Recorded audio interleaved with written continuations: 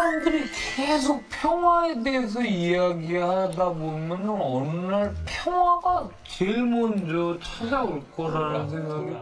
가수 김씨의 음악 세계는 무척 애틋하고 아름답습니다. 그렇지만 평화를 이야기하면 평화가 온다. 이런 동화적인 발언은 어딘지 좀 오그라들고 부끄러운 듯합니다. 이런 건 자의식 과잉일까요? 아니면 일종의 주술적인 사고방식일까요? 다 좋습니다. 피터팬 컴플렉스에 빠진 중년 남자의 엉뚱함은 때론 귀엽고 매력적일 수 있습니다. 하지만 우리 한 번쯤은 세계를 정면으로 바라봅시다. 논리적이지도 이상적이지도 않은 진짜 역사의 무대 위에서 실제 인간들이 살고 앓고 죽었던 날 것의 세계. 오늘은 그 울퉁불퉁한 현실로 김씨와 피터팬들을 초대합니다. 한국서도 멀지 않은 섬, 일본령 오키나와 이야기입니다. 어쩌면 마음이 많이 아플 수 있는 스토리예요.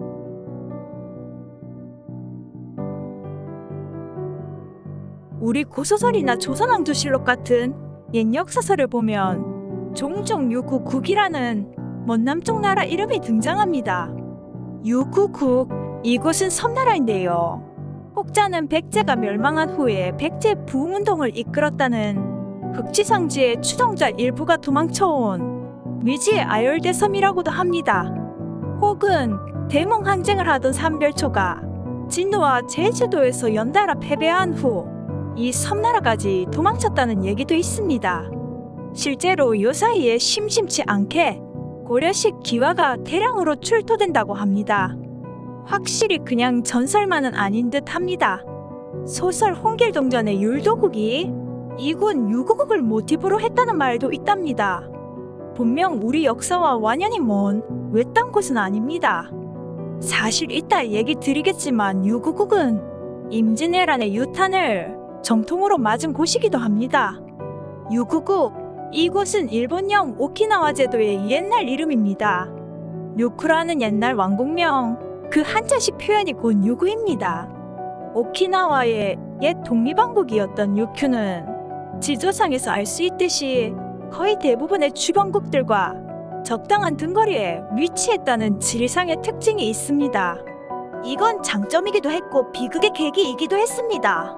명나라 시절 요쿠는 중화 질서의 밑자락에서 준제후국 노릇을 하면서 아시아 해양 교역의 거점 역할을 했습니다. 그렇게 짧지만 꽤 대단한 번영을 구가했습니다. 실제 이곳은 지리적으로도 일본보다 대만에 더 가깝습니다.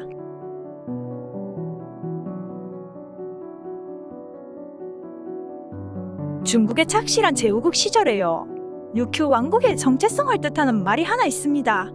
유큐의 도성인 슈리성 왕좌에 써진 중산세토. 이 말은 중산이 지배하는 땅이라는 뜻으로서 명 황제가 하사한 편액 속의 문구입니다. 원래 유큐의 고대 부족에는 북산, 중산, 남산의 세 호족이 있었는데요. 그 중에서 중산족이 명나라의 지원을 받아서 통일 왕조를 세웠습니다. 자연스레 유쿠의 통일국가는 명나라의 위성국가, 제후국처럼 살게 됩니다. 명나라는 이 편액을 유큐왕에게 하사하면서 명의 착실한 자식국가로 남으라고 일테면 부자관계 인증서를 발행한 셈입니다. 언뜻 꽤 합리적이고 평화롭고 영민한 외교술 같습니다. 고분고분 순치되는 길을 택했던 유큐.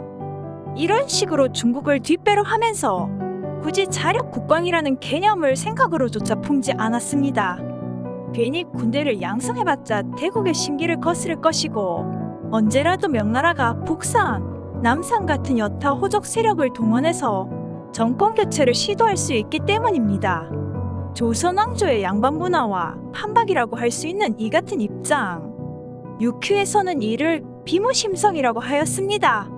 전통적으로 유큐의 지배자들은 유카추라 불렸는데요. 이는 칼차기를 천성적으로 거리는 문사를 뜻합니다. 그들이 얼마나 평화주의자인지 수능적인 세력인지 잘 알 수 있습니다.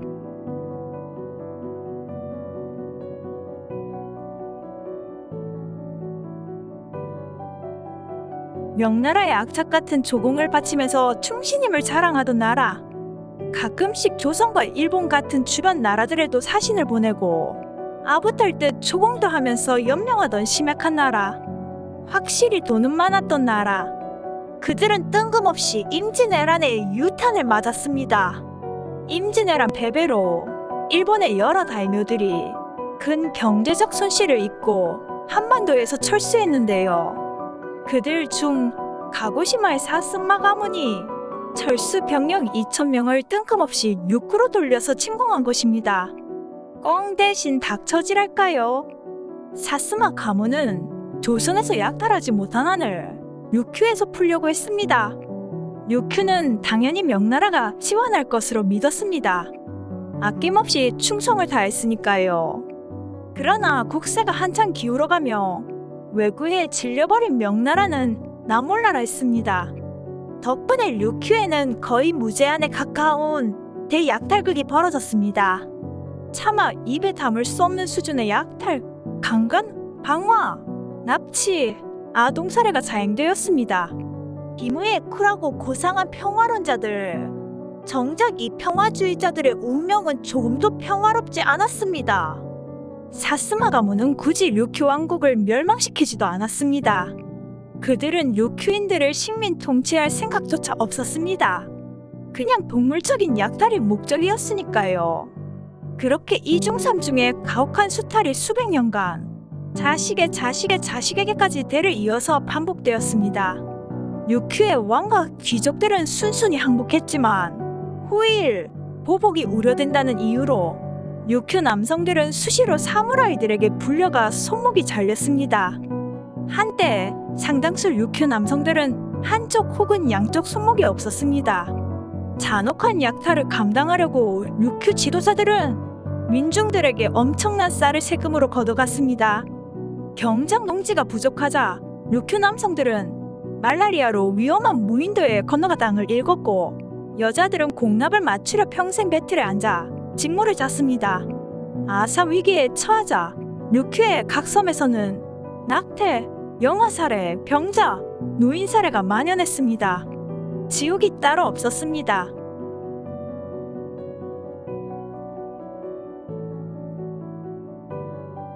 가장 나쁜 평화가 전쟁보다 낫다는 식의 세계관. 이에 대해 약탈자들은 노예 취급, 짐승 취급으로 간단히 응답해 주었습니다. 그런 수탈의 세월이 무려 250년이었죠. 얼마나 류큐에서 뽑아먹은 게 많았던지 후일 일본 메이지 유신의 물적 토대가 류큐에 대한 구조적 착취 덕분에 가능했다는 연구 논문도 있었을 정도입니다. 류큐인들은 지독한 착취 끝에 결국 1879년 우리의 강화도 조약 3년 뒤에 일본에 강제병합되었죠. 싸움을 싫어하는 자, 레지스탕스를 거부하는 이들의 슬픈 사연에 대해 세계 어느 나라도 귀 기울여주지 않았습니다.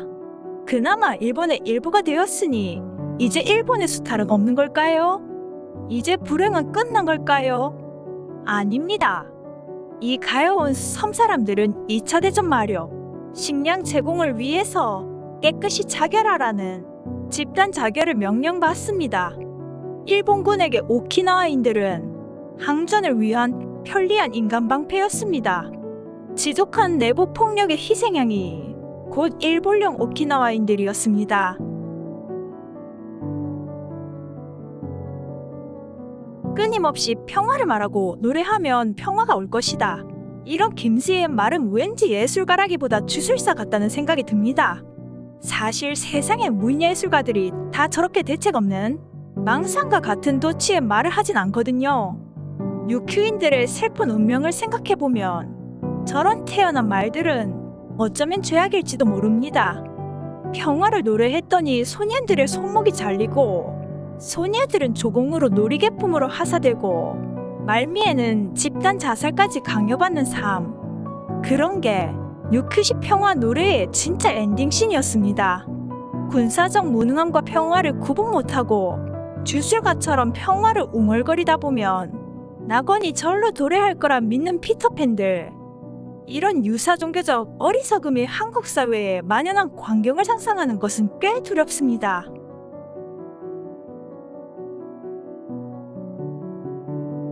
언젠가 오키나와를 갔더니 희귀 수중 동물 중 하나인 황금듀공을 살리자면서 군사기지 설립 반대하는 포스터가 도배되어 있었습니다.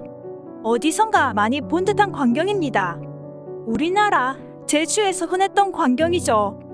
이를테면 구럼비야 미안해 의 오키나와 버전이랄까요. 참고로 구럼비는 제주도의 울퉁불퉁한 해변 바위지대를 뜻하는 방언입니다. 바위에게 뭐가 미안한 건지 바위돌이 어떻게 죽는다는 건지 저는 잘 모르겠습니다. 마지막으로 한 사진을 소개하며 이야기를 마칩니다. 이 사진은 1945년 오키나와 전투 현장에서 촬영되었습니다.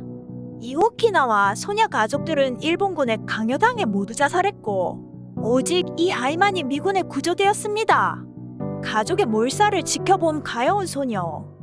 소녀를 구한 미군 내의 길레스피 상병은 1998년 사망할 때까지 평생 이 소녀를 다시 만나려 수소문하고 다녔습니다. 그러나 끝내 찾지 못하고 그는 눈을 감습니다.